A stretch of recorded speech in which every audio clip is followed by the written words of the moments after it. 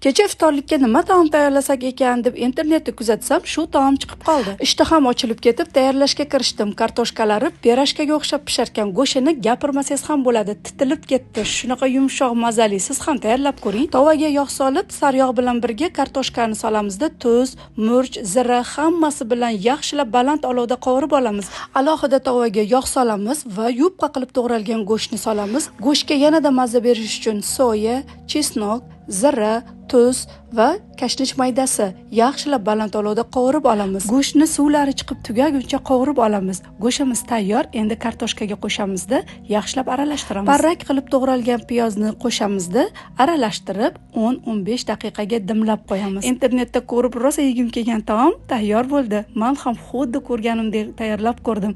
Haqiqatdan mazasi ko'rinishidan-da mazali bo'lar ekan. Kartoshkalari xuddi pirojkaga o'xshaydi. Go'shtlarni gapirmasangiz ham bo'ladi. Siz ham albatta tayyorlab ko'ring, oila a'zolaringizni duosiga qolasiz. Hammaga yoqimli ishtaha.